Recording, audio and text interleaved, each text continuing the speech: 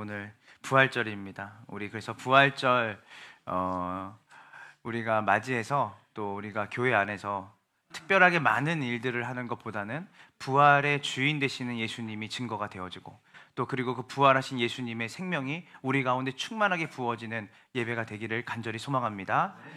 예, 우리 함께 오늘 말씀 보도록 하겠습니다. 오늘 말씀은 빌립보서 1장 21절 한 절입니다. 빌립보서 1장 21절입니다.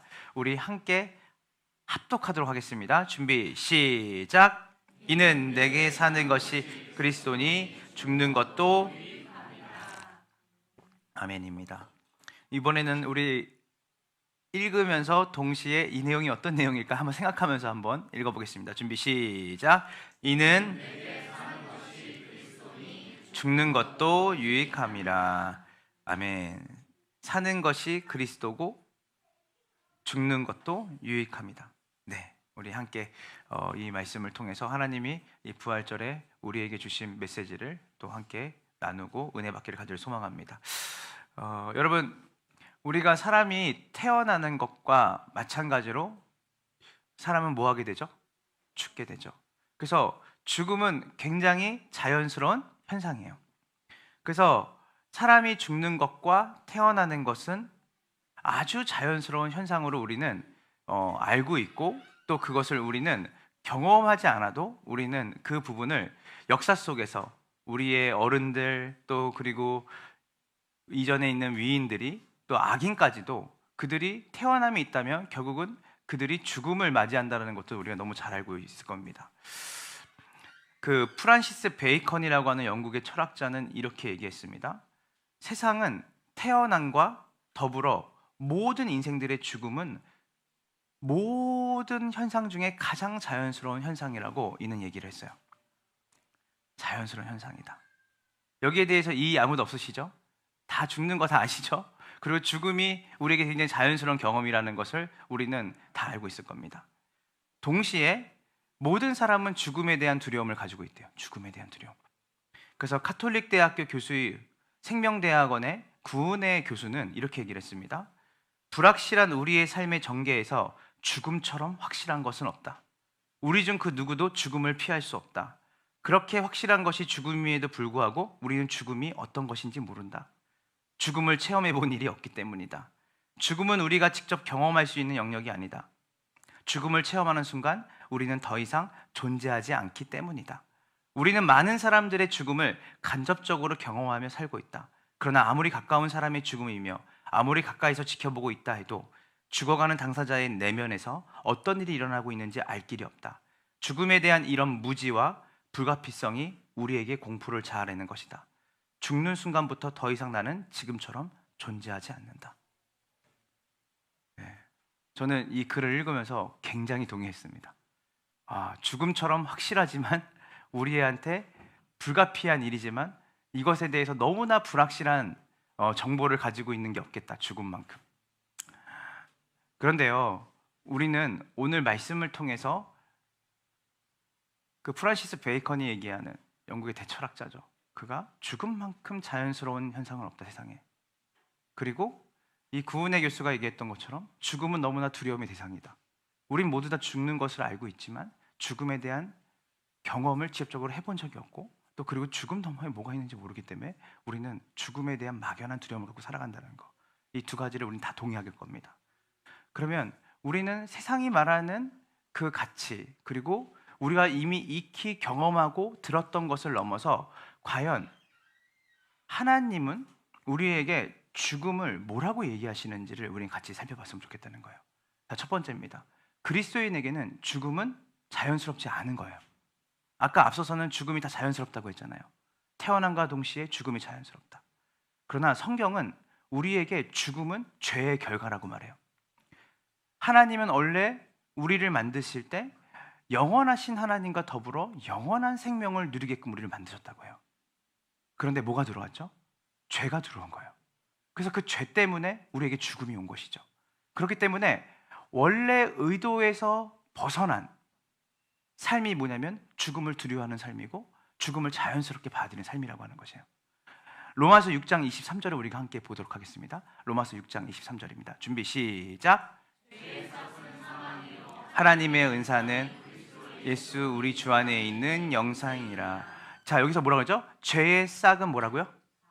그러니까 우리가 죽음과 사망은 뭐 때문에 온 거예요? 죄에 대한 대가로 온 거예요.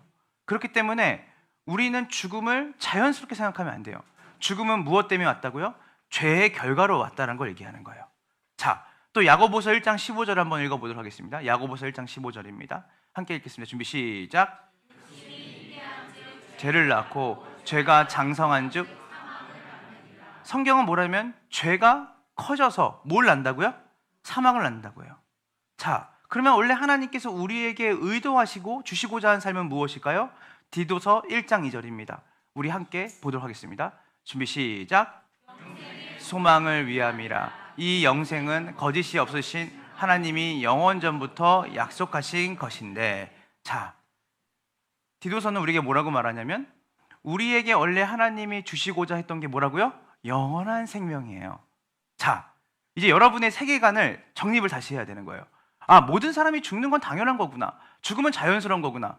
그런데 모든 천지와 만물을 만드시고 우리를 다스리시고 통치하시고 온 우주를 경영하시는 분이 뭐라고 말씀하시냐면 죽음은 자연스럽다, 자연스럽지 않다. 자연스럽지 않은 거예요. 여러분이 죽으면 너무나 자연스러운 거지. 사람이 태어남과 동시에 죽는다는 것은 굉장히 자연스러운 것이지. 그러나 성경은 그게 자연스럽지 않다는 거예요. 그래서 우리는 우리의 세계관이 세상에서 주는, 그리고 미디어 매체가 주고, 그리고 우리가 간접적으로 경험한 것을 통해서 우리는 죽음을 굉장히 인간이 궁극적으로 겪어야 될, 어떻게 보면 절망적이고 우리의 삶 가운데 가장 두려운 현실로 받아들이는 것이 자연스럽다 생각하지만 성경은 그것을 부자연스럽다고 말하는 거예요. 원래 하나님이 여러분을 만드실 때 여러분을 죽는 존재를 만드시지 않았다는 것이에요. 뭐가 들어왔기 때문에? 죄. 저는 모호한 거를 굉장히 싫어해요. 그럼 죄는 뭘까요? 죄는 여러분이 거짓말하고 누구를 미워하는 게 죄가 아니에요. 성경에서 말하는 죄는 깨어짐이에요. 뭐에 깨어지냐면 관계에 깨어짐이에요.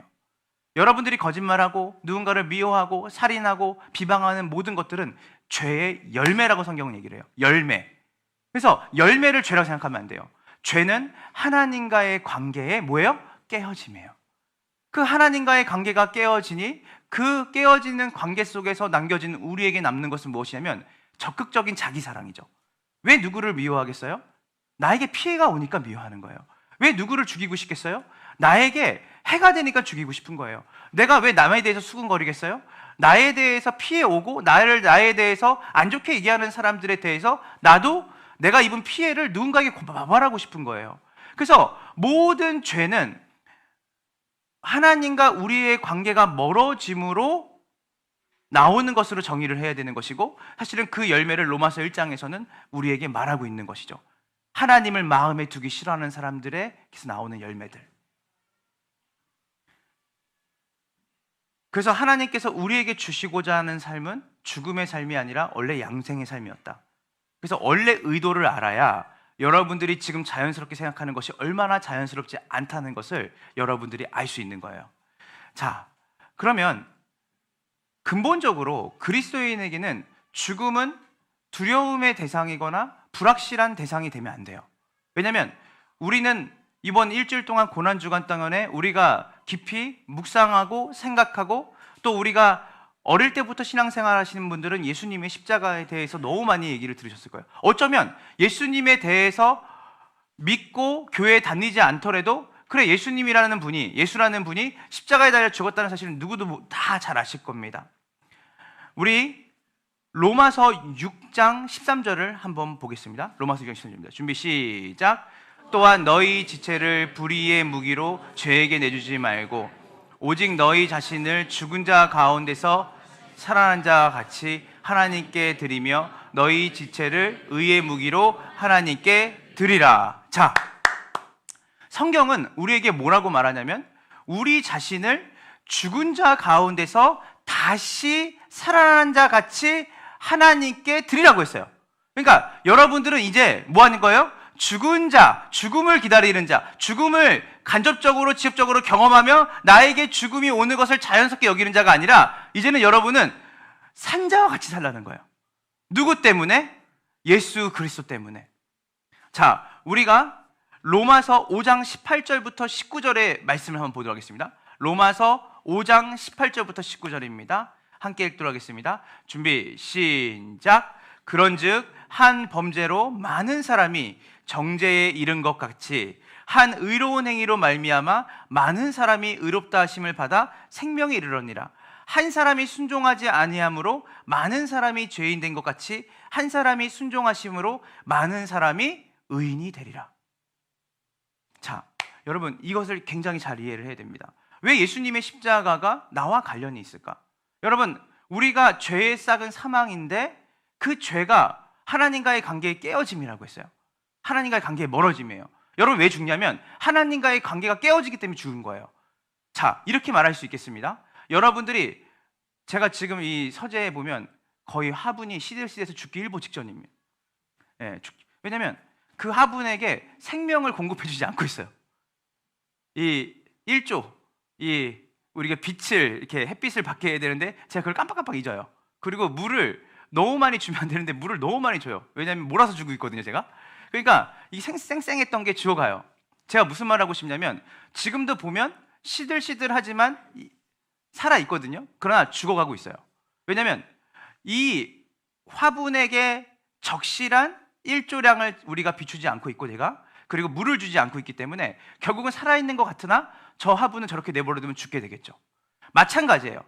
우리가 스스로 자생하거나 우리가 자가 동력으로 영생을 살 수 있는 사람이 아니에요. 마찬가지로 우리가 이 화분에게 생명이 없어지면 이 화분은 지금은 꽂혀 있어서 마치 우리가 화분이 있다라고 말하지만 결국은 저 화분에 있는 화초는 죽게 될 거예요. 하나님과의 관계가 그래요. 영원하신 하나님의 생명 안에 거할 때, 영원하신 하나님과 친할 때, 친밀할 때, 그 하나님의 영원하심과 풍성함이 우리 가운데 공급되어지는 거예요. 그러나 이 공급이 끊어지면 너 그 죄를 짓지 말아라. 하나님 말씀하셨어요. 너 그거 내가 하지 말라는 거 하지 마. 해도 뭐 죽지 않는데 뭐. 실제로 아담이 죽지 않았어요, 바로. 그러나 아담은 죽는 존재가 됐죠. 서서히 죽어가는 거예요. 영과 육으로 죽어가는 거예요. 그리고 궁극적으로 죽게 될 거예요. 그래서 여러분, 우리는 모든 사람이 죽는 것을 어떤 사람들은 그 죄에 우리는 왜 죽게 될까? 그래서 제가 어떤 그 강의를 보니까 그 물리학자가 나와서 죽음은 굉장히 자연스러운 거라고 얘기를 해요. 어차피 모든 생물은 죽으니. 왜 모든 생물과 모든 사람과 모든 인류는 죽음이라는 것에 직면하게 될까? 다른 게 아니에요. 영원하시고 풍성하시고 부유하신 하나님과의 관계에 깨어짐 때문에 죽음의 그늘이 우리에게 있는 거예요. 이 죽음에서 벗어날 수 있는 사람은 아무도 없어요. 그래서 벗어날 길이 없기 때문에 이 죽음을 맞이하기 직전까지 우리는 둘 중에 하나로 가는 거죠. 쾌락주의로 가거나 허무주의로 가는 거예요. 어차피 인생 살아보니까 이 죽음을 피할 수가 없어요. 나이가 많아요. 나이가 드는 것도 아니고 젊은 사람들도 그 생각을 해요. 어차피 한 번 사는 인생 우리가 그냥 즐기고 살자는 거예요. 또 일찍부터 깊은 사색과 철학을 가지고 살아가는 고등학생조차도 뭐 하냐면 늘 죽음을 생각해요. 이 친구들이 왜 죽음을 생각하냐고 했더니 이렇게 짧게 살아도 인생 보니까 별거 없다는 거예요. 어차피 죽음 앞에 모두가 평등하다는 것이죠. 죽음. 이 죽음은 자연스러운 게 아니라 죄 때문에 오는 것이고 영원하신 하나님과의 관계에 깨어진 때문에 오는 것이라고 했어요. 그러면 그 죄는 궁극적으로 우리가 하나님을 밀어낸 것이죠. 오늘도 여러분의 삶 가운데 하나님보다 여러분이 더 사랑하는 것들이 있어요. 저는 그것의 핵심은 자기 자신이라고 생각해요. 내 자신의 만족, 내 자신의 기쁨. 사실은 그것이 하나님보다 나를 더 우선시 여기는 것이죠. 여러분 기쁘지 않아요. 행복하지 않아요. 낙심돼요. 좌절돼요. 그래서 인생을 살면서 가장 많이 찾아오는 건 뭐냐면 인생의 허무함이 우리 가운데 피하고 싶어도 피할 수 없이 우리 삶을 지배하고 우리의 삶을 주관하는 것을 볼 수 있는 것이죠. 자, 그런데 성경에서 가장 중요한 건 뭐냐면 대표성입니다. 뭐라고요? 대표성이에요. 아니 아담이란 한 사람이 죄를 졌는데 왜 우리까지 죄인이 되어야 돼? 근데 여러분 하나님이 질서의 하나님이세요. 우리가 한 사람이 범죄함으로 모든 사람에게 그 죄가 따라해보세요. 전가. 전달되는 것을 하나님은 정해놓으셨어요. 그 하나님은 여러분들이 초월적인 하나님, 우리가 막 신비적인 하나님을 많이 알지만 사실은 성경은 하나님을 질서의 하나님이라 말씀하세요. 하나님 자신도 질서 가운데 거하세요. 자기가 만든 법에서 그 하나님도 벗어나지 않으세요. 여러분, 이건 다른 거예요. 그 법을 벗어날 수 없는 존재가 아니라 자신이 정해놓은 법을 준법하시는 하나님이세요. 그 하나님은 우리가 지은 죄가 우리로부터 난 지은 죄가 없는데 우리로부터 이 죄가 나온 게 아닌데 아담이 지은 죄를 왜 우리가 겪어야 되지? 그러나 성경은 대표성의 원리로 우리에게 한 사람이 범죄함으로 모든 사람이 그 죄 가운데 들어섰다고 얘기를 해요. 마찬가지로 우리가 그 죄, 하나님과의 관계의 깨어짐에서 하나님과의 관계가 회복되는 그 일도 대표성의 원리예요. 한 사람의 순종함, 한 사람의 의로운 행위로 말미암아 우리가 뭐가 되는 거예요? 의인이 되는 거예요. 자, 우리는 이런 얘기 많이 들어요. 예수님이 나의 죄를 위해서 대신 죽으셔서 나는 이제 뭐예요? 죄가 없어졌기 때문에 영원한 생명을 얻었지. 이런 메커니즘을 잘 생각해 보세요. 죄가 뭘 만든다고요? 죽음을 만들어요. 죄의 싹이 사망이니까. 그 예수님이 우리의 죄를 위해 십자가에 죽었다라는 의미는 뭐예요? 우리의 죄를 대신해서 죽으신 거예요. 근데 하나님이 여러분이 지은 죄, 아담이 지은 죄로 말미암아 여러분은 태어날 때부터 뭐냐면 죄성을 가지고 태어나요. 죄성. 근데 그 죄성은 뭐냐면 이렇게 정의할 수 있어요. 자기 중심적인 거예요. 자기 사랑이에요. 원래 이 물컵에 있는 이 물은 어디에 담길 때 가장 행복한 거냐면 이 물을 자기를 담을 수 있는 물컵의 용도에 맞게 담길 때 가장 행복하지 않겠어요? 마찬가지로 우리가 하나님을 위해 살아갈 때 마치 앵벌이처럼 뭐야, 우리 저 신을 위해서 우리를 학대하고 우리를 남용하는 그 일들을 우리가 그 스스로 이렇게 해야 돼? 라고 생각할 수 있어요. 여러분, 고대의 신들은 착취하는 신들이었어요. 남용하는 신들이에요. 여러분, 그리스 신화를 봐보세요. 그리스 신화에 나오는 신들 중에는 제정신인 신들이 있어요? 다 왜냐면 인간이 만들어낸 신이기 때문이에요. 그들이 인간의 형상에서 그 신의 형상을 만들어내요. 그래서 뭐예요? 마음에 안 들면 거미로 만들어요.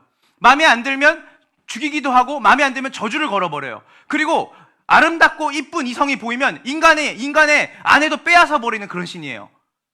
그래서 우리는 신이라고 생각할 때, 그 신을 부정할 때 신에 대한 우리는 부정적인 이미지를 갖고 살아요. 그 신이 우리를 억압하고 강요할 거라 생각해요. 그런데요, 우리가 믿고 있는 하나님은 어떠신 분이시냐면 자기가 손해봐서 자기의 것을 내어줌으로 우리를 살리시는 분이에요.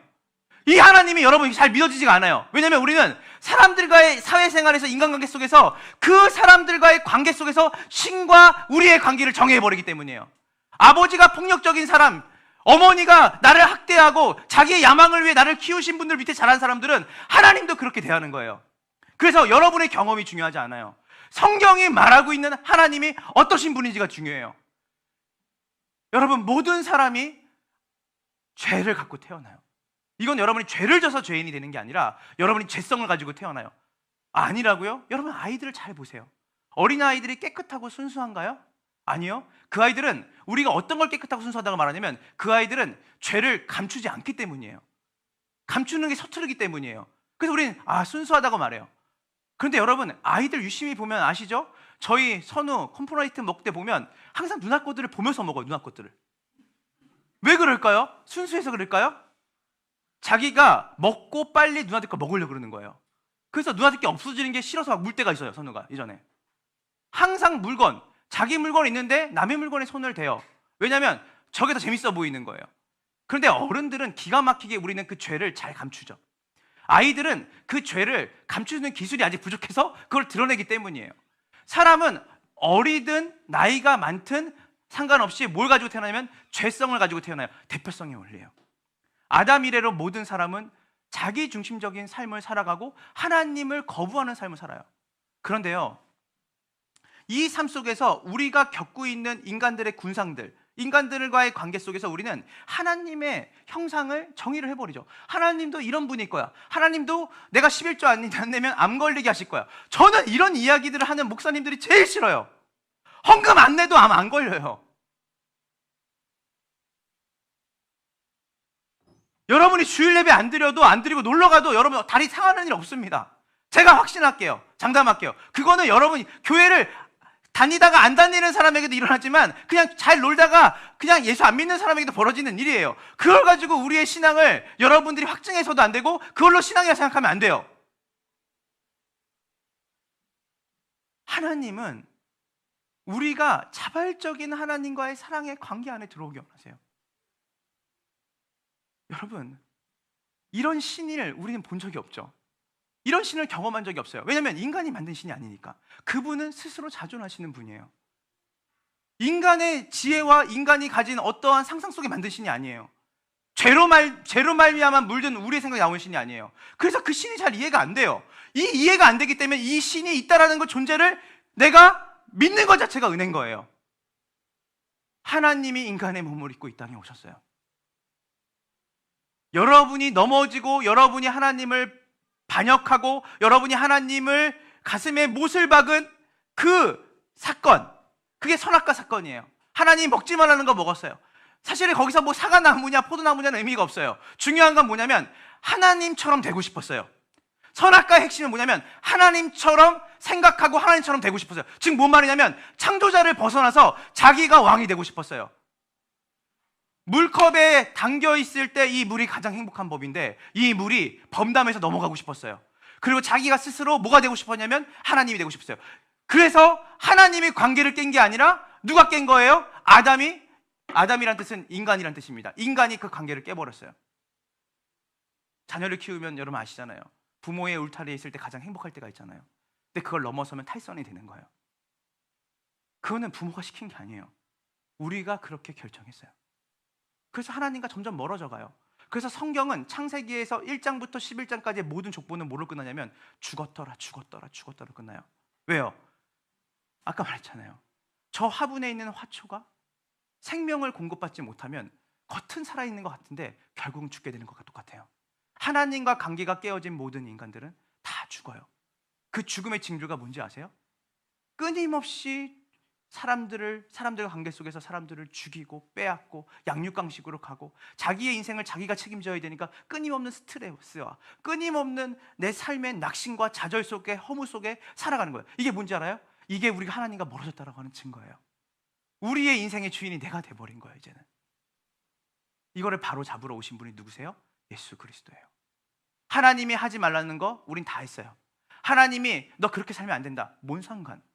내가 맘대로 산다는데 내가 이제 하나님이야. 선과 악의 기준이 내가 될 거야. 당신 좀 빠져.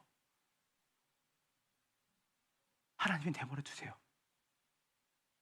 내버려 두면서 뭐가 찾아오냐면 절망이 찾아오고 낙심이 찾아오고 모든 걸 누렸는 그 젊음도 한순간이고 그리고 내가 그렇게 원했던 그 소망도 계획도 내 뜻대로 되지 않는다는 거 알아요.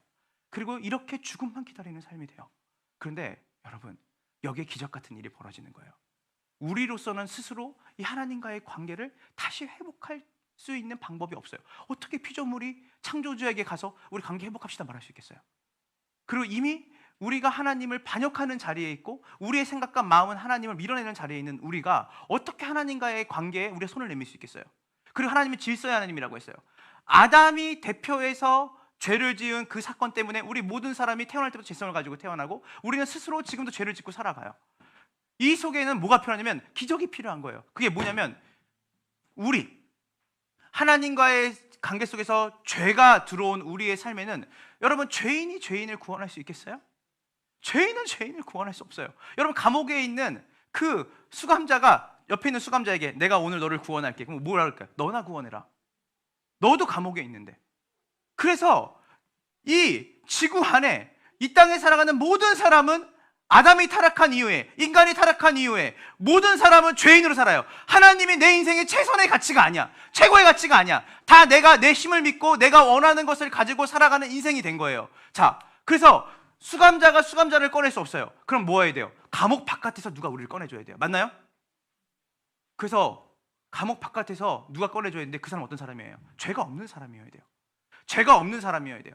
근데 로마서 1장을 보니까 이 땅에 있는 모든 사람은 다 뭐예요?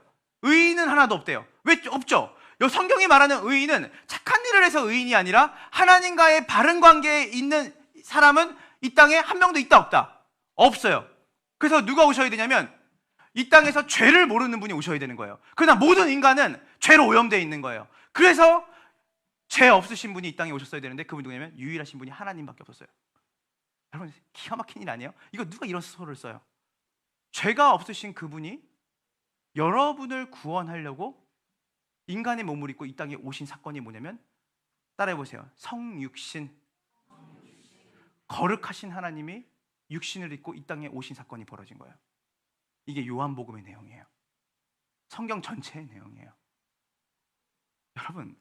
여러분을 그냥 우리가 이렇게 말할 수 있잖아요. 전능하신 분이 그냥 하늘에서 그냥 다들 그냥 죄에서 멀어지고 이제 나와 가까이 있어라.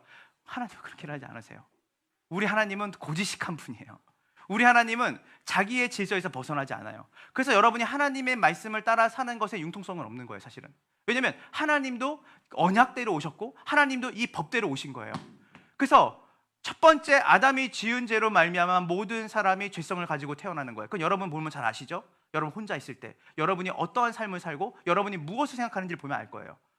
여러분 누가 가르치지 않아도 죄의 기술은 탁월하잖아요. 이게 여러분이 가진 지성이거든요.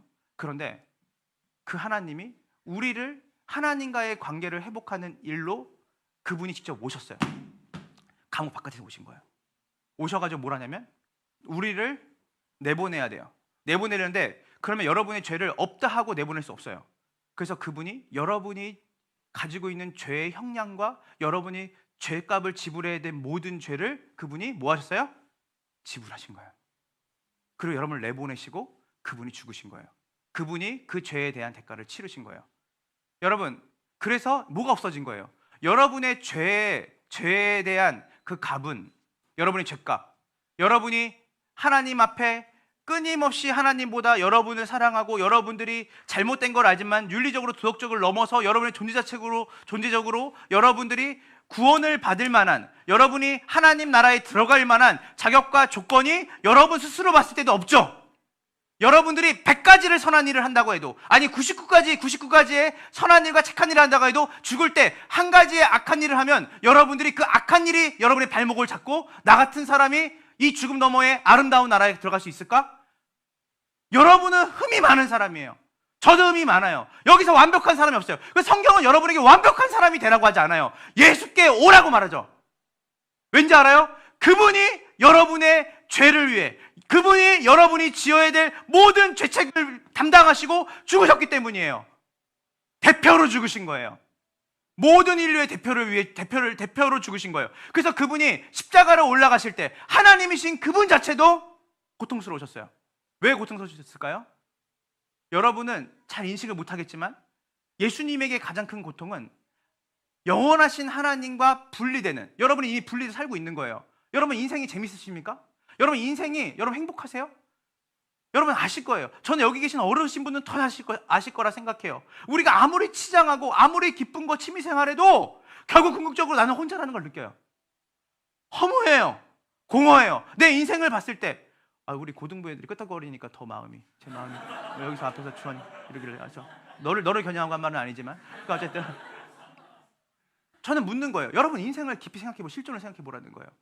여러분 그 실존 속에서 여러분들이 뭐가 더 나를 웰빙하게 잘 살게 만드는 것일까? 무엇이 나를 만족하게 하는 것일까? 없어요.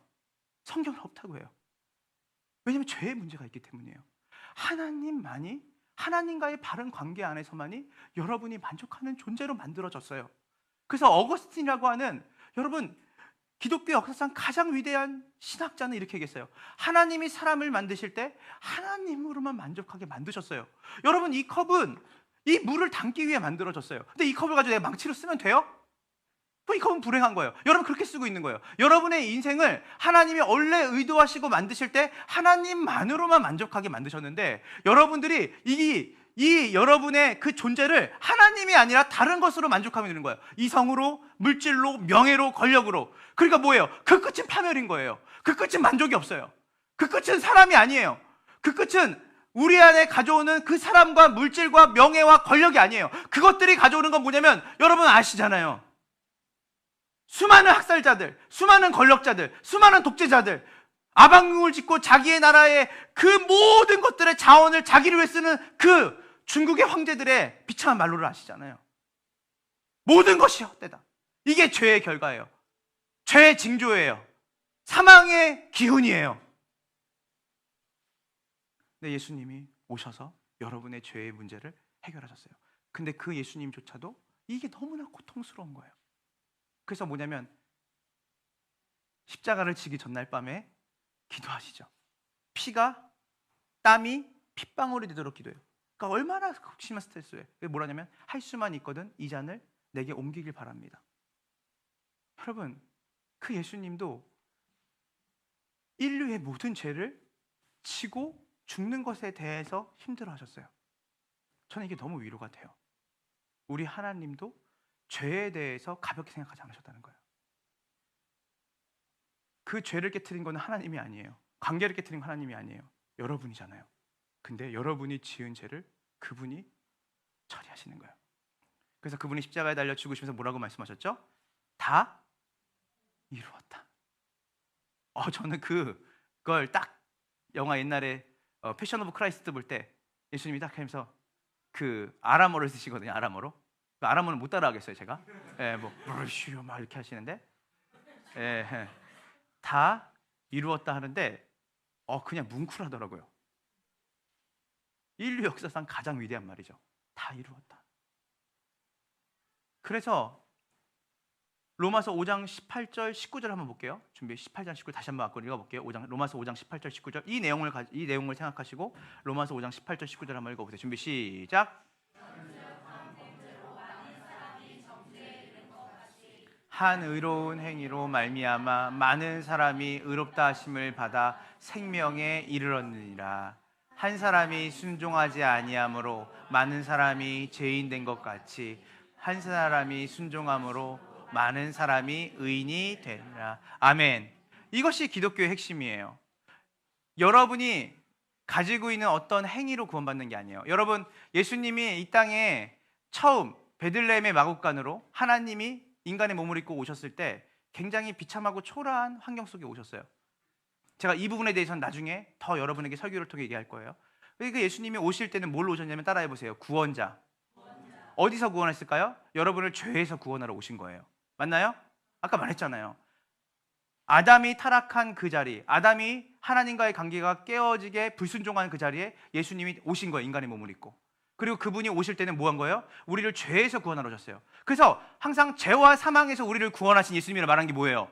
죄의 결과가 사망이기 때문이에요. 죄의 문제가 해결되면 여러분에게 사망이 없기 때문이에요. 그래서 예수님이 구원자로 오세요. 그러나 예수님이 뭐라고 말씀하시냐면 다시 오신다고 해요. 다시. 여러분, 이 개념을 여러분들이 지금 다 이해할 필요는 없지만 예수님이 이 땅에 십자가를 죽으셨는데 내 삶에 어떤 변화도 없는 것 같아.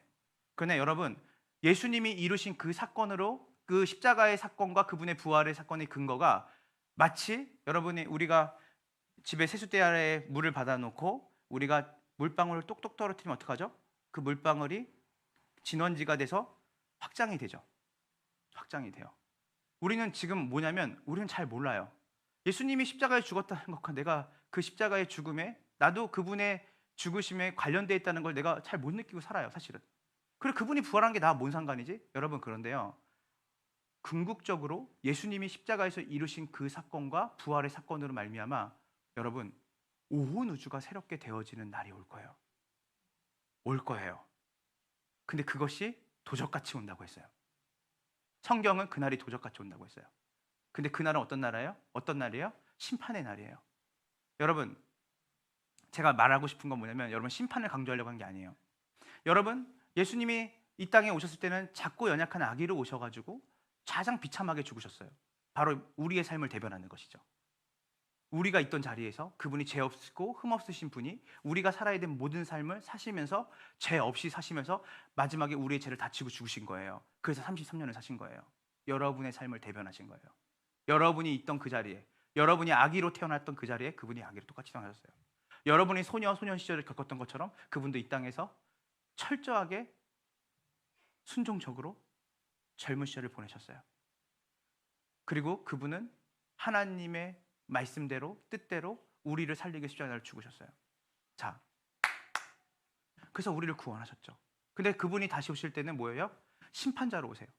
예수 안에 없는 자는 사실은 뭐예요? 죄 가운데 있는 거예요. 그래서 심판이 있는 거예요. 뭐예요?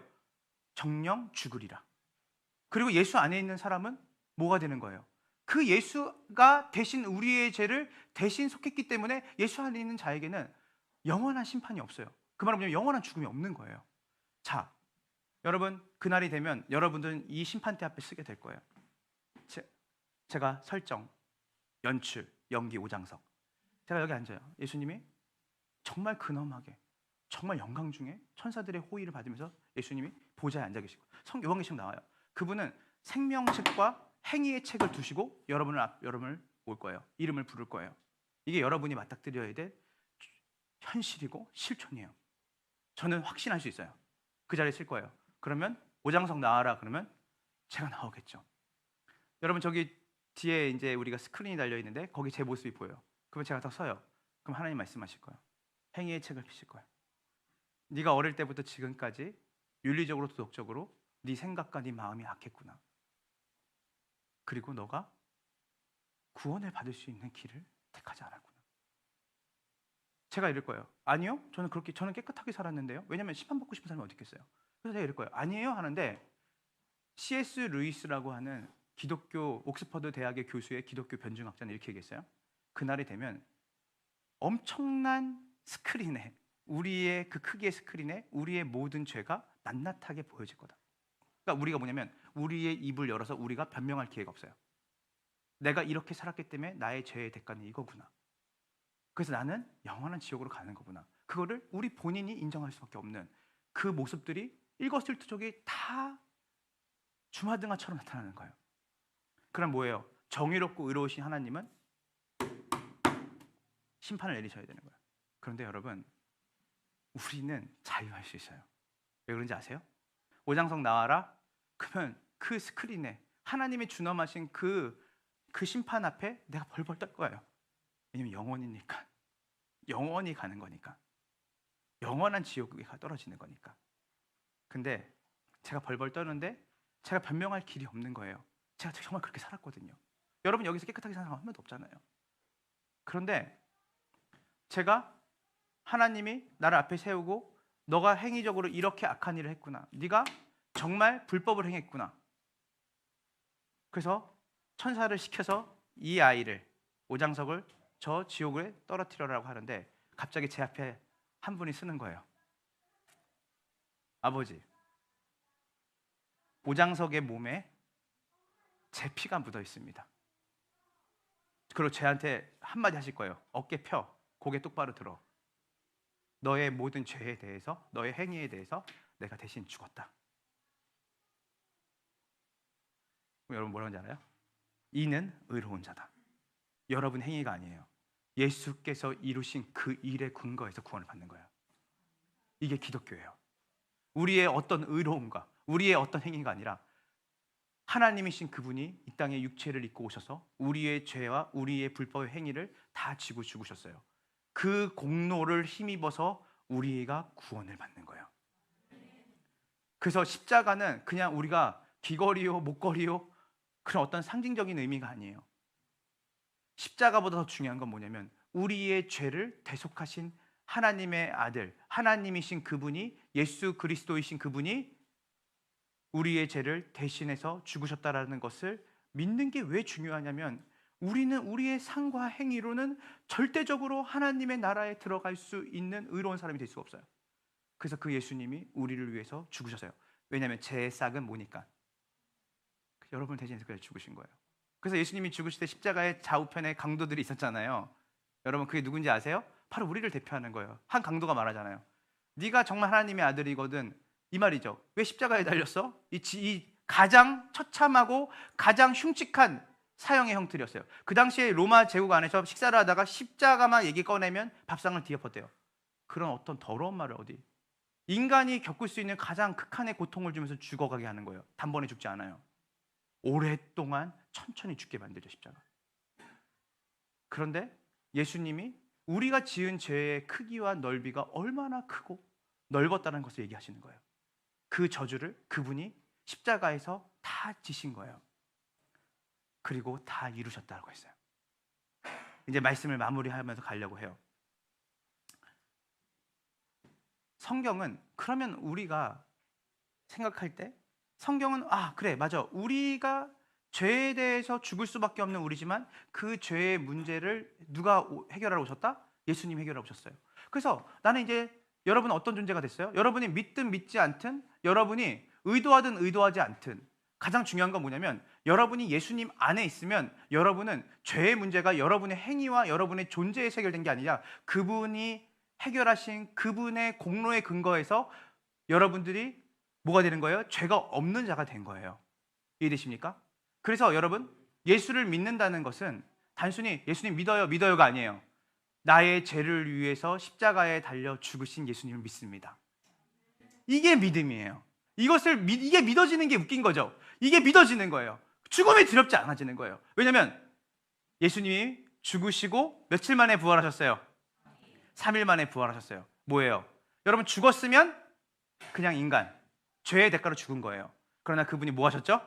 부활하셨어요. 그래서 존 스토트라는 목사님은 기독교의 핵심이 뭐냐? 예수 그리스도의 빈 무덤이라고 했어요. 그게 여러분이거든요. 이게 가장 기독교의 핵심, 예수님의 빈 무덤. 그분이 3일 만에 부활하신 부활은 바로 여러분의 죄에 대한 부분이 대속했다는 의미예요. 여러분이 부활의 첫 열매 되시는 그 예수 그리스도와 연합된 자로 여러분이 생명을 얻게 된 거예요. 그런즉 그리스도 안에 있으면 모두 다 새로운 피조물이라. 이전 것은 지났으니 보라, 새 것이 되었도다. 여러분들이 누구 안에 있을 때 새롭게 돼요? 예수님 안에서. 이제는 죽는 존재에서, 이제는 부활, 그냥 부활, 레저렉션 오브 지저스 크라이스트, 예수 그리스도의 부활이 누구의 부활이 되는 거예요? 내 부활이 되는 거예요. 그래서 그분이 부활하지 않았다라면 우리도 뭐예요? 죄에 대해서 죽는 존재로 끝나는 거예요. 그러나 그분의 죽으심이, 대신 속죄하신 그분의 죽으심이 우리의 죽음이 된 거예요. 그리고 그분의 부활하심이 우리의 부활하심이 된 거예요. 그래서 이런 말 하는 거예요. 한 강도가 네가 정말 하나님의 아들이거든 여기서 뛰어내려봐라 라고 한 부류가 있어요. 믿지 않는 거죠. 그런데 한 강도가 이래요. 주님, 낙원에 들어가시기 전에 제 이름을 기억해 주세요. 똑같이 죽는 존재였어요. 똑같이 십자가에 매달려서 세 개의 십자가가 세워졌어요. 한쪽은 조롱했어요. 네가 하나님의 아들이라고? 그럼 이 십자가에 내려와봐. 너같이 이렇게 초라하게 비참하게 죽는 게 하나님의 아들이라고? 조롱하고 예수님에게 모진 말을 했죠. 한쪽의 강도, 성경은 그대로 나오죠. 한쪽의 강도는 선생님, 주님, 저는 당신을 믿습니다. 당신이 생명을 다하고 우리 둘 다 생명을 다하고 당신이 하나님 우편에 부활해서 승천해서 하나님의 우편에 앉으실 때, 이 영혼이 빠져나서 하나님의 낙원에 들어갈 때 제 이름을 기억해 주십시오. 여러분, 웃기지 않아요? 이 사람은 한 번도 예수님에 대해서 올바른 가르침을 받아본 적이 없어요. 평생에 살면서. 그 사형의 형장에서 예수님 처음 본 거예요. 여러분, 믿음은 이렇게 생겨요. 우리의 대단한 의로움과 대단한 행동이 아니라 그 은혜가 부어지는 거예요. 한쪽 강도는 죽는 순간까지 조롱하고 그 예수를 반항하고 그 예수에 대해서 조소하면서 죽어가는데, 한쪽은 낙원에 들어가시기 전에 제 이름을 기억해 주십시오. 오늘 우리가 두 강도예요. 우리는 다 죽을 수밖에 없는 사람으로 예수님이 양쪽에 쓴 거예요. 그런데 우리에게 뭐가 임한 거예요? 예수님이 십자가에 달리신 그 예수가 너무나 보잘것없고 비참하고 저주의 형틀에 죽는 그 작은 한 남자, 한 남성이 나의 죄를 위해서 십자가에 달려 죽으신 하나님으로 내가 믿게 되는 은혜가 오늘 여러분에게, 우편에 있는 강도에게 임했던 은혜가 여러분에게 임한 줄로 믿으시기를 간절히 소망합니다. 그렇기 때문에 그것을 믿는 자에게는 3일 만에 예수님이 부활하신 그 사건처럼 부활이 있는 것이에요. 바울이 살았던 이 당시에 이런 사람들이 있었어요. 고린도전서 15장에 나오거든요. 어떤 사람이 이래요. 부활이 어딨어? 고린도전서 15장은요, 여러분 나중에 꼭 읽어보세요. 부활장이거든요. 사람들이 이런 거예요. 부활이 없다고 말하는 거예요. 아까 말해요. 죽으면 자연스러운 거고 다 죽는 건데, 근데 바울이 뭐라고 하는지 알아요? 예수님의 죽으심이 죽으심으로 끝났다면 우리에게 소망이 없는 거다. 그러나 그분이 부활하셨기 때문에 우리에게 뭐가 있는 거야? 새로운 생명, 영원한 삶이 우리 가운데 우리가 느끼든 느끼지 않든 주어지게 된 거예요. 그분 안에서. 그렇기 때문에 바울이 확실하게 맺던 건 뭔지 알아요? 부활의 교훈적 의미가 아니에요. 여러분, 물리적으로 실질적으로 여러분은 죽지 않아요. 여러분들의 물리적인 삶, 여러분이 그냥 생물학적으로는 죽을 수 있어요. 그러나 여러분이 이 생물학적 죽음으로 여러분의 죽음이 끝나는, 여러분의 존재가 끝나는 게 아니에요. 영원한 나라가 있다고 성경은 얘기를 해요. 한 번의 죽음은 정해져 있어요. 물리학적으로 죽음은 정해져 있지만 그 뒤에는 반드시 심판이 있어요. 그 말은 뭐냐면 죽음 너머에 또 다른 세상이 있다는 거예요. 그 세상에서 여러분은 아까 말했던 것처럼 그 심판을 면할 수 있는 유일한 사람이 된 거예요. 누구를 통해서? 예수 그리스도를 믿음으로 인해서예요. 그래서 그 부활을 가진 사람, 그러니까 바울이 예수님의 죽으심을 얘기를 하고 예수님이 우리를 통해서 우리의 죄를 사하시고 우리가 부활하고 새로운 생명을 얻는 존재. 이제는 과거에는 이전 세대, 이전에는 죄로 말미암아 죽을 수밖에 없는 존재에서 이제는 예수 그리스도의 죽으심과 부활하심이 내 몫이 된 거예요. 그분이 대표적으로 나를 대신해 죽었기 때문에 그분의 부활이 내 부활이 되는 인생으로 이제 우리가 살아가게 됐다. 우리는 생물학적으로 죽는 것 같지만 우리는 영원한 삶을 사는 존재가 됐다. 그랬더니 고린도 교회에 있는 사람, 고린도 지역에 사는 사람들이 웃기네. 부활이 없어. 했더니 바울이 15장 전체에 뭐라고 얘기하냐면 부활이 없다면 이런 겁니다. 나 교회 그만 다닐래. 부활이 없다면 나 같은 사람이 가장 불쌍한 사람 아니겠어? 예수 믿는다는 이유로 로마의 시민권도 내려놓고 이렇게 복음을 전하며 살아가는 삶, 이 삶처럼 나같이 불쌍한 사람이 어디 있겠어? 그 말은 뭐예요? 내가 이렇게 살아가는 삶의 이유는 정확해. 여러분이 주일날 이 아침에 이 교회에 오이는 목적이 예수님의 부활과 관련되어 있지 않다면 여러분들이 여기 앉아있을 필요가 뭐가 있으십니까? 여러분, 사람들은 예수를 믿는 이유를 여기서 찾아요. 자기의 삶의 번영, 먹고 사는 문제, 장수. 여러분, 예수님이 이 땅에 오신 가장 중요한 이유는 우리를 부자 만들어주고 우리의 건강을 회복하게 하고 우리의 질병을 치료하는 것에 예수님이 목적을 두고 오신 게 아니에요. 어차피 모든 사람은 생물학적으로 죽게 돼요. 예수님이 이 땅에 오신 가장 중요한 문제는 뭐냐면 죄의 문제를 해결하러 오신 거예요. 죄. 교회는 왜 존재하냐면 그 죄의 문제를 해결하실 수 있는 유일한 분이 예수님밖에 없기 때문에 그것을 전하기 위해서 교회가 존재하는 것이에요. 아무리 많은 것을 가져도 죄의 문제가 해결되지 않는다면 우리는 비참한 삶을 살아갈 겁니다. 아무리 많은 건강과 장수를 간다 쳐도 우리는 언젠가는 죽게 되는 죽음의 문턱 앞에서 우리는 좌절하고 말 거예요. 예수님이 이 땅에 오신 목적, 교회가 세워진 목적은 예수 그리스도 외에는 길이 없는 거예요. 예수 그리스도 외에는 죄사함의 길이 없고 예수 그리스도 외에는 우리에게 영원한 생명을 줄 수 있는 방법이 없는 거예요. 교회가 이것을 전하지 않고 어떤 윤리적이고 도덕적이고 교훈적이고 감동을 줄 만한 예화를 가지고 여러분을 적극적인 사고방식으로 유도하는 그것을 이야기하는 것은 상담 심리학이 더 잘 얘기 잘합니다. 교회에서 빠지지 말아야 될 건 뭐냐면 우리는 죄인이고 죽을 수밖에 없는 존재고 죽음을 자연스럽게 생각할 수밖에 없는 가여운 존재였지만 이제는 그렇지 않다는 거예요. 예수님이 우리의 모든 죄를 사하시고 십자가에 달려 죽으시고 이제는 우리의 죄가 없어졌다는 그 증거로 그분이 부활하신 거예요. 이 부활의 생명을 가진 사람은 쾌락주의로 가지 않아요. 이 부활의 생명을 가진 사람은 허무주의로 가지 않아요. 왜일까요? 여러분, 이제 우리는 영원한 생명을 가진 사람으로 인식하고 정체성이 바뀐 거예요. 이전에는 한 번 사는 인생 어차피 그냥 다 이렇게 살면 살다가 끝나는 거지. 더 누리고 죽어야지. 더 누리고 해야지. 이젠 그렇지 않죠. 왜냐하면 그리스도의 생명이 내 생명이 되고 하나님의 나라가 이제 내 나라가 된 거예요. 그렇기 때문에 이제 뭐냐면 영원에 잇대어 살아가는 삶이 된 거예요. 제가 좋아하는 그 한 목사님이 시를 쓰셨는데 이렇게 시의 제목이었어요. 천년을 하루처럼, 하루를 천년처럼. 이 천년이라는 숫자는 영혼을 의미하는 거죠. 이제는 내가 50평생, 60평생, 70평생, 80평생을 살아가는 것이 내 인생의 전부가 아니라 이제는 하나님과 더불어 영원한 삶을 선물 받은 부활의 생명을 가진 자로 살아갈 때 삶에 뭐가 있겠어요? 오늘 죽어도 오늘 우리의 물리적이고 생물학적인 죽음이 끝이 아니라 영원으로 넘어가기 때문에 영원과 잇대어 살아가기 때문에 오늘 하루를 살더라도 사과나무 한 그루를 심는 거예요. 지금 내가 막 기능과 효율적으로 세상이 볼 때 악착같이 살아가는 것이 아니라 누군가에게 손을 필 수 있는 거예요. 누군가를 안아줄 수 있는 힘이 생기는 거예요.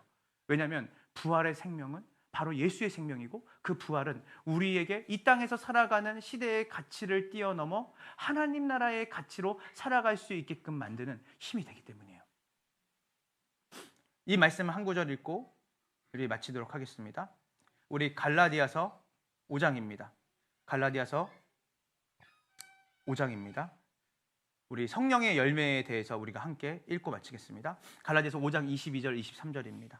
자, 우리 다 같이 읽어볼게요. 준비 시작. 그러나 성령의 열매는 사랑과 기쁨과 평화와 오래 참음과 자비와 착함과 성실과 온유와 절제입니다. 이런 것들을 제가 쉽게 설명해드리고 마칠게요. 여러분, 우리가 부활을 입는다는 것, 새로운 생명을 얻었다, 이제 우리는 영원한 생명을 살고 우리는 죽지 않은 존재가 됐다, 이게 끝이 아니에요. 자, 우리가 그 영생이라는 것의 의미를 잘 알아야겠죠? 영생이라는 거는 죽지 않고 영원히 산다는 거. 여러분, 이거 죽지 않고 영원히 산다는 것만큼 괴로운 게 어디 있겠어요? 제가 얼마 전에 어떤 공포 영화를 봤는데 죽고 싶은데 죽을 수 없는 사람이 나오는 거예요. 그러니까 삶이 너무 비참해. 차라리 나를 죽여줘. 근데 죽지 않아. 그 영원히만 사는 거예요. 우리가 생각할 때 long time, everlasting, 영원히 끝나지 않은 삶을, 죽지 않는 생명을 연장해서 사는 것이 영생이 아니에요. 성경에서 말하는 영생은 우리 함께 보도록 하겠습니다. 오늘 이 갈라디아서 5장에 나온 성령의 열매와 더불어 같이 봐야 돼요. 우리 함께 보도록 하겠습니다. 요한복음 17장 3절입니다. 요한복음 17장 3절입니다. 요한복음 17장 3절 우리 함께 보도록 하겠습니다. 요한복음 17장 3절 준비 시작. 영생은 곧 유일하신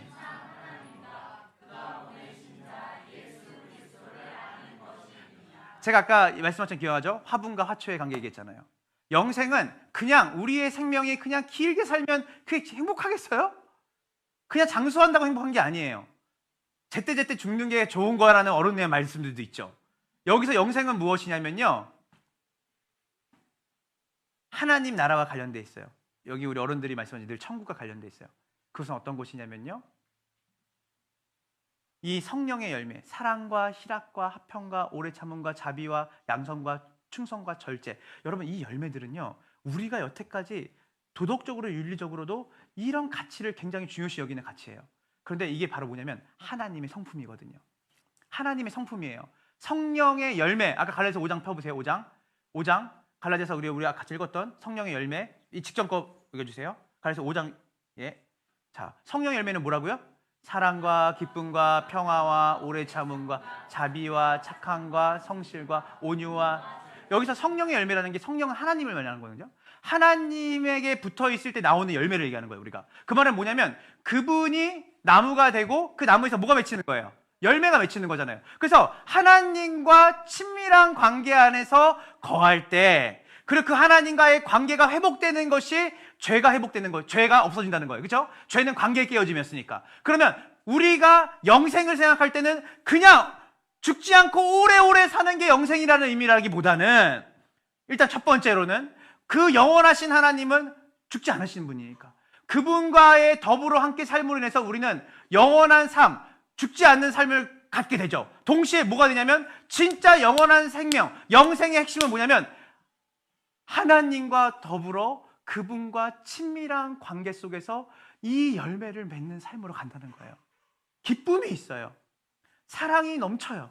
그 안에, 우리 안에 평화가 있어요. 여러분, 평화 원하시잖아요. 착함이 있어요. 자비가 있어요. 서로가 서로에게 자기의 것들을 내어주는 사랑이 있는 곳이에요. 근데 그것이 누구로부터 나오냐면 바로 하나님과의 관계의 회복으로부터 나오는 열매들인 거예요. 얼마나 기쁘겠어요.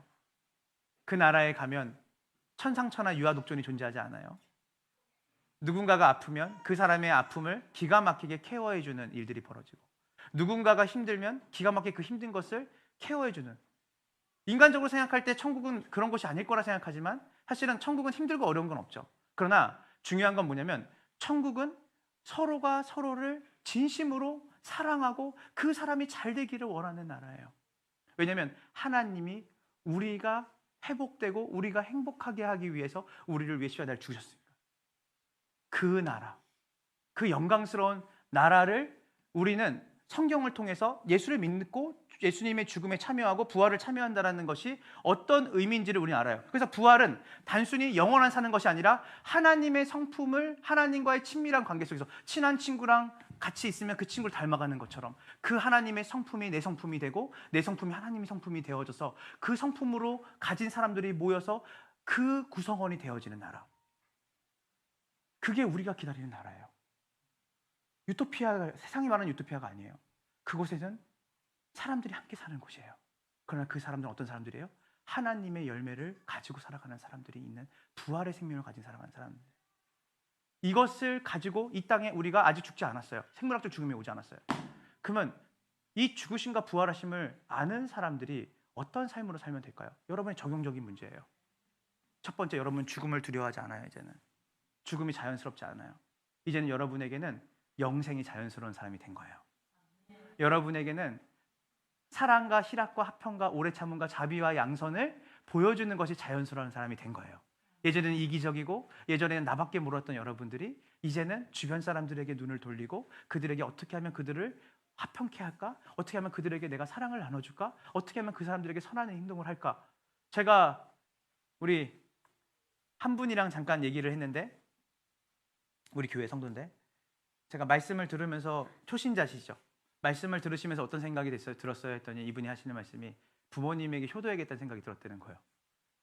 저는 근데 그게 너무 감동이었어요. 맞아요. 기독교의 핵심 가치는 목사에게 충성하거나 여러분이 이 교회 건물에 충성하는 게 아니에요.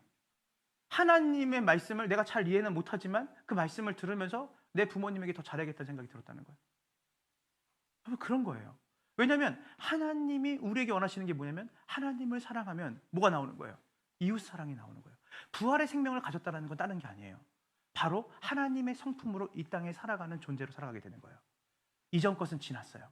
이기적이고 나밖에 모르고 죽음을 두려워하고 쾌락주의와 허무주의에 빠져 살아가는 내 삶은 이제 사라져가고 이제는 하나님과의 그 친밀함으로 관계가 회복되어서 이제는 죽음을 두려워하는 존재가 아니라 그 하나님과의 사랑과 그 관계 속에서 그분의 성품을 덧입는 자로 이 땅 가운데 세상에 볼 때 너 여전히 오장석인데 너 예전에 오장석 내가 알지 너 키도 안 변했네 얼굴도 안 변했네 그런데 너랑 얘기를 하니까 너 달라졌다.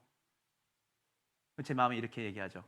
그럼 나는 이제 새로운 사람이 됐는데 나는 부활을 입은 사람이 됐는데 죽음이 두렵지 않아. 이제는 이기적으로 살지 않아. 언어 습관이 변하죠. 저는 이곳에 있는 우리 함께하는 모든 성도들 그리스도 안에서 사도 바울이 얘기하죠. 우리 아까 읽었던 말씀이에요. 그리스도 안에서 사는 것도 좋죠. 그러나 죽는 것도 유익하죠. 우리는 죽으면 어디 가는 것이죠? 하나님의 통치와 다스림을 받는 온전한 나라에 들어가게 돼요. 믿으십니까? 그러나 사는 것도 유익해요. 왜냐하면 우리가 가야 될 그리고 우리가 이미 예수님께서 이루신 그 십자가의 사건의 죽으심과 부활하심을 담지하며 살아가는 이 삶이 얼마나 만족스럽겠어요. 여러분 그래서 우리는 뭐예요? 이 부활이 가지고 있는 의미는 이 하나님 나라에서 우리가 완성된 하나님 나라의 생명을 갖고 살아가는 그 삶의 양태를 이미 말씀을 통해서 하나님의 말씀을 통해서 경험한 내가 그 말씀을 붙잡고 이 땅에서 잠시 잠깐 살아가는 거예요. 그래서 에일리언 알죠? 우리가 낯선 나라에 가면 낯선 문화에 가면 낯설잖아요. 되게 언어도 다르고 뭐가 다르고. 그런데 여러분 한국에 들어오면 어떡하죠? 자유롭죠 되게. 지금 여러분은 잠시 잠깐 나그네로 사는 거예요. 여기 예수님의 죽으심과 부활하심에 참여한 여러분의 본향은 여기가 아니에요. 이제는 저는 오늘 우리 아침에 사역자들이랑 같이 기도하면서 뭘 기도했냐면 여러분 지금 너무나 많은 얘기를 들은 것 같지만 기독교 신앙이 핵심을 얘기한 거예요. 여러분은 하나님을 두려워하실 필요 없어요. 예수님이 여러분의 모든 질고를 지셨고 여러분이 지은 모든 죄와 여러분의 모든 행위를 그분이 대신 지시고 죽으셨어요. 그리고 그분이 부활하심으로 여러분에게 그분의 성품과 그분이 꿈꾸는 그 나라의 생명으로 살게끔 하셨어요. 이젠 여러분이 바라봐야 될 것은 소망이에요. 기쁨이에요. 죽음이 아니라 여러분은 생명을 바라보고 살아가는 존재가 된 거예요. 저는 여러분의 가정에, 여러분의 삶에, 여러분의 학업과 여러분의 직장의 현장에 예수 그리스도의 죽으심과 부활하심을 담지한 자로서 소망과 기쁨과 생명으로 하나님을 사랑하고 이웃을 사랑하는 하나님 나라의 백성으로서 잠시 잠깐 살아가는 이 땅 안에서 여러분이 소망과 생명과 화목과 평화를 전하는 존재로 살아가는 복된 인생이 되기를 예수님의 이름으로 축원합니다. 우리 이 시간 다 같이 함께 우리 찬양하고 우리 기도할 텐데요. 오늘은 우리 기도곡을 좀 느리고 좀 이렇게 우리 다운되는 곡 말고 우리 부활, 예수님의 부활이 우리의 부활이잖아요. 그죠? 빈 무덤. 기독교의 핵심은 빈 무덤이에요. 예수님이 죽음으로 끝나신 게 아니라 부활하셨으니까. 그래서 우리는 오늘 그 부활을 기념하는 날이에요. 이제는 주님, 이전에는 내가 죽음을 두려워하고 죽음을 무서워하고 불확실한 죽음 때문에 벌벌 떨며 죄의 노예가 되어 살아갔던 내 삶이 이제 예수 그리스도의 죽으심이 내 죽음 되고 그분의 부활이 내 부활이 되어서 새롭고 산 소망으로 살아가는 존재가 되었다는 것을 우리가 선포하고 그것을 기쁨으로 찬양하고 우리 기도하고 나갔으면 좋겠습니다. 우리 이 시간 주님의 영광 나타나셨네. 우리 함께 찬양하며 우리 곡조에 있는 기도를 주님께 올려드리며 나아갑시다.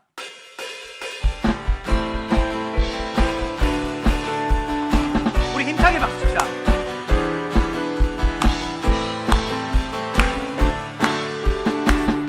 주님의 영광 나타나셨네. 십자가에 나타나신 거죠. 주님의 영광 나타나셨네. 권능으로 임하셨네. 죽음에서 날 살리신 주 성령, 놀라우신 주 하나님. 다시 한번 주님의 영광, 주님의 영광 나타나셨네. 십자가의 권능으로 임하셨네. 그분의 죽음이 그분의 부활이 살리신 주 성령,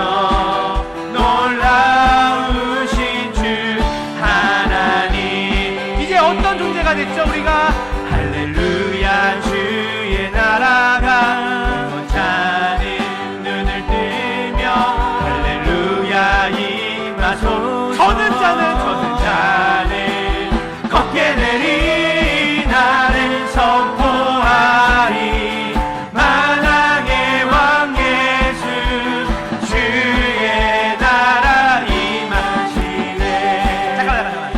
우리 예수님이 부활하셨다고요. 더 힘차게 찬양합시다. 우리 진짜 우리 1년에 한 번 이 부활을 기념하는 날이에요. 그렇죠? 오늘 특별하게. 그래서 늘 우리가 복음을 전할 거지만 이 부활의 생명.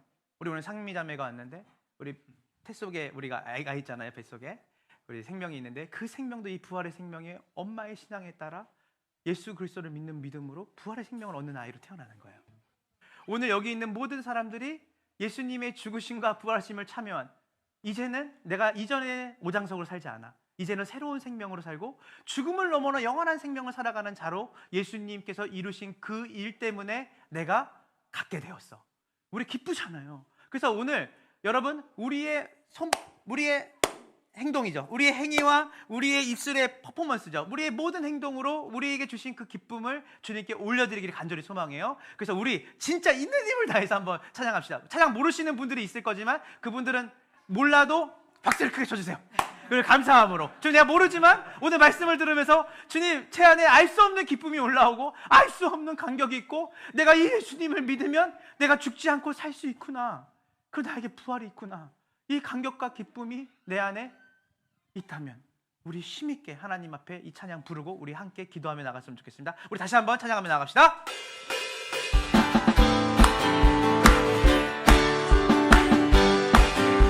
주님의 영광, 주님의 영광 나타나셨네. 권능으로 임하셨네. 죽음에서 날 살리신 주 성령, 놀라운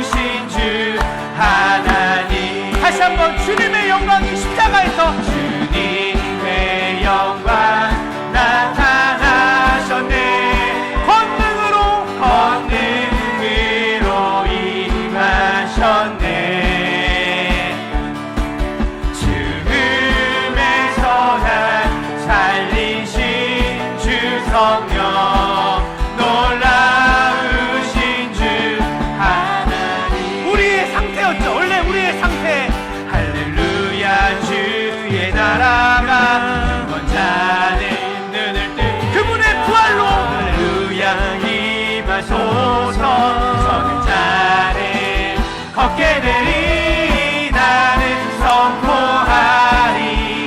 만왕의 왕 예수 주의 나라 임하시네. 할렐루야. 주의 나라가, 할렐루야, 주님의 통치와 다스림이 나의 눈을 뜨며 할렐루야 임하소서.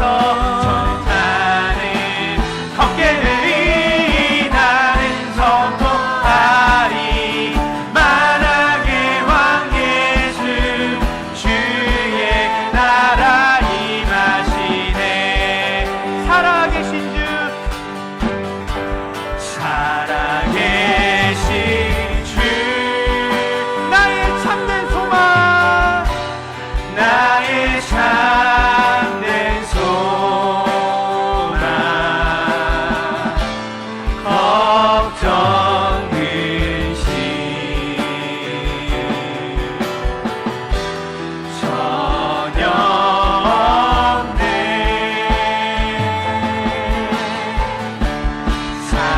사랑의 주네. 갈 길 인도하리.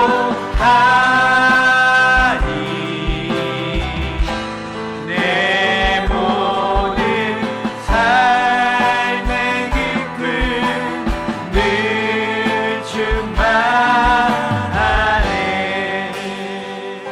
우리 이 시간 우리 한 가지 기도할게요. 다 눈을 감아볼까요? 다 우리 조용히 눈을 감아보겠습니다. 사망의 기운이 짙게 묻어있던 내 삶에, 주님, 죽음은 자연스러운 것이고 인생은 허무한 것이고, 그렇기 때문에 조금 더 내 인생을 잘 치장하면서 내가 누리고 싶은 거 다 누리며 살아가는 게 복된 인생이라 생각하며, 죽음이 오기 전에 빨리빨리 내 삶의 만족과 기쁨을 누리며 살려고 했었습니다. 그러나 주님, 죽음의 문제가 해결됐습니다. 우리의 죄의 문제가 해결됐습니다. 이제는 사망의 기운으로 사는 것이 아니라, 쾌락주의와 허무주의로 사는 게 아니라 하나님과 연합하는 삶, 사랑과 희락과 화평과 오래 참음과 자비와 양성의 그 풍성하신 하나님의 부활의 생명으로 살아가는 삶이 우리의 삶에 열렸습니다. 이전 것은 지났습니다. 이제 보라 새 것이 되었습니다. 하나님, 오늘 예수님이 이루신 그 일로 이제까지 내가 봤던 내 가정, 내 삶, 내 자녀, 내 미래가 아니라 이제 부활의 생명을 가진 자로서 소망과 기쁨으로 살아가는 우리의 삶이 되기 원하고, 우리의 가정이 되기 원하고, 내 모든 미래가 되기 원합니다. 우리 이 시간 다 같이 한 가지 합심해서 주여 일창 기도하며 나갑시다. 주여! 하나님, 그렇습니다. 이제는 우리가 사망의 기운으로 살아가는 자가 아닙니다. 하나님, 세상의 헛됨을 바라보며 하나님 허무주의로 살아가는 삶이 아닙니다. 하나님, 사람도 싫고 사는 것도 버거운 인생으로 사는 것이 아니라 이제는 부활의 생명으로 가져가는 삶이다. 하나님, 이 생명으로 가정을 이루고 이 부활의 생명으로 내 인생에 나의 만족과 목적을 위해 살아가는 삶을 넘어 참된 행복한 삶, 예수님의 부활의 그 의미를 가진 삶, 하나님, 이웃을 섬기고 사랑하며 내 자녀들을 품고 기도하며 내 미래에 하나님 허무주의와 쾌락주의로 가는 삶이 아니라 사랑을 나누고 사랑을 주고 사랑을 받는 존재로 살아가는 참된 부활의 생명이 있습니다. 하나님, 죽음 너머의 심판이 있습니다. 그러나 우리는 그 심판을 두려워하지 않습니다. 그 심판 때에 나의 죄를 위해 십자가에 죽으시고 부활하신 예수님이 나를 변호하시기 때문입니다. 하나님, 이 딸을 위해 내가 죽었습니다. 하나님, 이 아들을 위해 내가 죽었습니다. 하나님, 이를 위해 내가 부활했습니다. 하나님, 오늘 우리의 생명으로 끝나는 것이 아니라 영원한 생명, 하나님과 그 아들을 아는 삶으로 우리가 새롭게 부활을 얻은 그 생명, 예수님의 십자가에 달려 죽으신 그 공로 때문에 이제 우리가 죽어도 사는 존재가 되었습니다. 영원한 생명을 누리는 부활의 생명 그대로 우리의 가정과 우리의 직장과 학업과 우리의 삶을 하나님 부활의 생명으로 바라보고 나아가는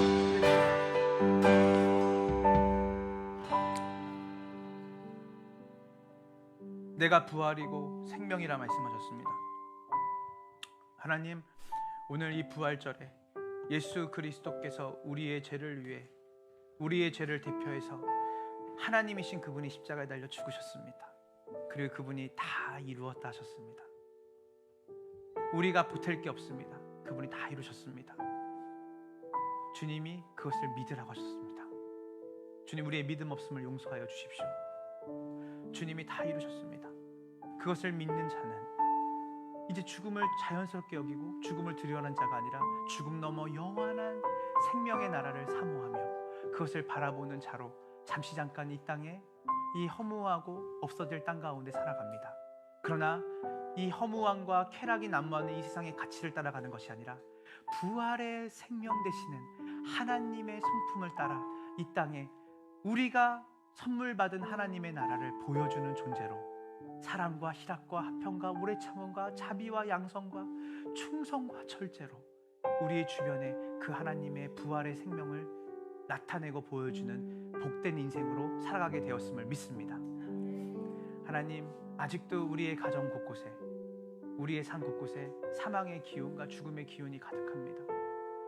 하나님, 오늘 이 시간에 말씀을 붙잡고 예수 부활 내 부활, 그분의 부활하심으로 내가 이제는 죽음의 기운으로 살았던 내 삶의 영역들이 부활의 생명의 그 소망으로 하나님 그것을 바꾸고 그것을 위해 기도하며 그것을 소망과 기대로 바라보며 살아가는 인생으로 살아가기를 원하오니 하나님, 무너지고 쓰러지고 죽었다 끝났다 말하는 그 환경과 상황 속에서 부활의 생명 되신 예수님의 생명이 내 생명이 되었다는 것을 믿고 그것들을 품고 기도하며 변화시키며 하나님 나라가 죽고 나서 가야 되는 나라를 넘어서 이미 우리 가운데 나에게 이미 온 나라라는 것을 보여주며 그것을 경험하며 살아가는 복된 함께하는 교회의 성도들이 되게 하여 주시옵소서.